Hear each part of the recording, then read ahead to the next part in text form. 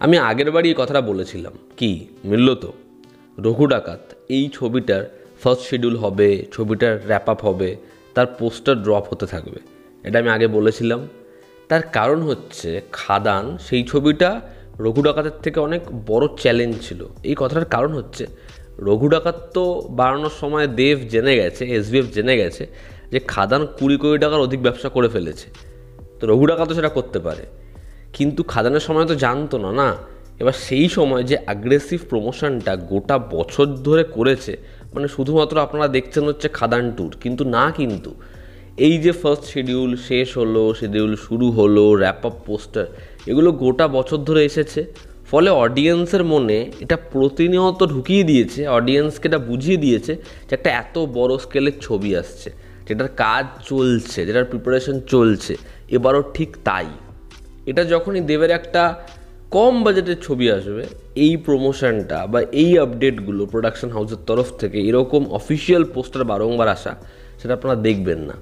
তো দেব যেরকমভাবে এই পালস বোঝে এবং প্রমোশনটাকে ছবির সাথে ইনকর্পোরেট করে, সেটা সত্যি ভীষণভাবে অ্যাপ্রিসিয়েট করার মতো, এবং সেটাতে আমরা বারংবার লাভ দেখি। কিন্তু তো এই রঘু ডাকাত ছবিটা যেহেতু খাদানের থেকেও বড় ছবি, তো আপনারা হয়তো আরও এরকম ধরনের পোস্টার, ক্যারেক্টার লুক দেখতে পাবেন, এবং সেটা খুব শীঘ্রই ঘন ঘন আসবে, যে অডিয়েন্স যাতে এই ছবিটাকে ভুলে না যায় বা অডিয়েন্সের থেকে ছবিটা যেন ডিট্যাচ না হয়ে যায়, সেটা বারংবার অডিয়েন্সের সাথে থাকবে। এবং হয়তো আপনারা দেখবেন, মানে এটা মে মাস থেকেই শুরু হয়ে যাবে, যে সিনেমা হলে হলে পোস্টার পড়ে যাবে, ঠিক আছে, রঘু ডাকাতের। তার কারণ প্ল্যানিংটাই এত ম্যাসিভ। এবার যদি পোস্টারটায় আসি, দেখুন বরাবরই আমার এরকম ধরনের পোস্টার বেশি ভালো লাগে দেখতে, যেখানে ব্যাকগ্রাউন্ডটা খুব ব্রাইট হয় এবং ক্যারেক্টার ডার্কের মধ্যে থাকে। এবার এখানে আপ্রোচটা সেরকমই করা হয়েছে, যেরকম খাদানের ক্ষেত্রেও করা হয়েছিল, যে পিছনে সূর্য, পাখি উঠছে, ঠিক ওরকমই একটা আদলে এখানে যে টেক্সচারটা রেখেছে সেটা দেখতে বেশ ভালো লাগছে। নিচে পুরোপুরি জঙ্গল এবং এই চরিত্রটা ফ্রন্টে, বাট আলোটা ব্যাকড্রপে। এবং যেরকম কস্টিউম ডিজাইন করা হয়েছে এই সর্দারের, এই রঘু ডাকাতের, সেটা ডেফিনেটলি ভীষণ ভীষণ ভালো। তবে আমরা এখনও পুরোপুরি কস্টিউমটা আলোর মধ্যে দেখিনি, তবে যতটুকু যা দেখতে পাচ্ছি হিন্ট যেরকম, সেটা বেশ বেশ ভালো লাগছে। এবং দেবের যা লুকস, সেটাকে যেরকমভাবে ডিজাইন করা হয়েছে, আগেও এটা নিয়ে কথা হয়েছে, বিয়ার্ড, লং হেয়ার, সেটাতে দেবকে খুব ভালো মানিয়েছে, খুব ভালো লাগছে দেবকে। এবার এই পোস্টারটা দেখুন, যেরকম তার এক হাতে ধনুক, পিঠে তার তীর এবং তার হাতে খাড়াটা সে ধরে রয়েছে। এবার খাড়াটায় যখন দেখবেন রক্ত চুয়ে চুয়ে পড়ছে, ফলে সে যুদ্ধ জয় করে এসেছে। এই কারণে তার যে এক্সপ্রেশন, তাকে যেরকম দেখতে লাগছে খুব টায়ার্ড, বা সে ওই হয় না যে একটা ক্লান্তি রয়েছে তার মধ্যে, সেটা তার মধ্যে রয়েছে। সে সেরকমভাবেই চোখ বুজে রয়েছে, সে এক যুদ্ধ জয় করে এসেছে। এবার এই যে খাড়াটার মুখের দিকে লক্ষ্য করুন, সেখানে একটা সিংহের মুখ রয়েছে বা সিংহের মুখের মতো ডিজাইন। তার হাতে কাস্টিউমের এখানেও সিংহের মুখের মতো ডিজাইন। এবং রঘু ডাকাতের যে লোগোটা খুব ভালো করে আজকে দেখলে মনে হয় সেই রঘু ডাকাতের টাইটেলের পিছনেও বোধহয় সেই সিংহেরই মুখের আদল রয়েছে। তো দেবকে এখানে যেরকম দেখতে লাগছে, যেরকম পোস্টারটা ডিজাইন হয়েছে, সেটা ডেফিনেটলি ভীষণ অ্যাপ্রিসিয়েট করার মতো।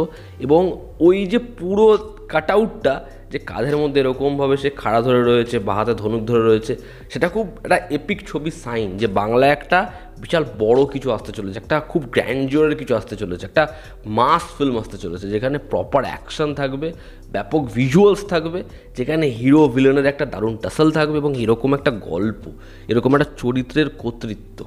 তো রঘু ডাকাত সত্যি খুব বড় প্রজেক্ট। আমাকে আগের দিন যখন ইন্টারভিউ করছিলাম ছেড়েছি, নির্ঝর মিত্র সে বলছিল যে রঘু ডাকাতের যে সাকসেস, সেটা ইন্ডাস্ট্রির ওপর ইম্প্যাক্ট ফেলতে পারে। তো আমি চাই সেটা হোক। এবং এই পোস্টারটা খুব খুব ভালো হয়েছে, যেরকমভাবে কস্টিউম ডিজাইন করা হয়েছে, মূলত যেরকমভাবে খাড়াটা ডিজাইন করা হয়েছে, যেরকম দেবকে মানিয়েছে, দেখতে লাগছে, সেটা ডেফিনেটলি ভীষণ ভীষণ ভালো। তো আপনারা তৈরি হয়ে যান, ঠিক আছে, এরকম 3 সপ্তাহ অন্তর অন্তর, 1 মাস বা 2 সপ্তাহ অন্তর অন্তর শিডিউল শেষ হবে বা শিডিউল শুরু হবে বা কাজ শেষ হবে, একটা মিউজিক তৈরি হবে, একটা নতুন কেউ কাস্টে যুক্ত হবে, তার পোস্টার পেতে আপনারা তৈরি হয়ে যান, এবং হয়তো এর পরে ক্যারেক্টার পোস্টারও পেতে পারেন। তো রঘু ডাকাতের এই যে প্রমোশন স্ট্র্যাটেজি, সেটাতে আমি ভীষণ ভীষণ খুশি। এবং এই পোস্টারটা পার্সোনালি আমার খুব খুব ভালো লেগেছে। এটাকে বলা হচ্ছে তেহেলকা। অডিয়েন্সদের এক্সাইটেড করার জন্য হয় না যে একটা আগুনের ছিটে ফোঁটা দিয়ে দেওয়া, সেটা হচ্ছে এরকম ধরনের পোস্টার। তো এই ছিল আমার রিয়াকশান। এতে আপনাদের কি অপিনিয়ন জানাবেন। জনতা আমাদের পাশে আছে। আবার দেখা হচ্ছে। Take care.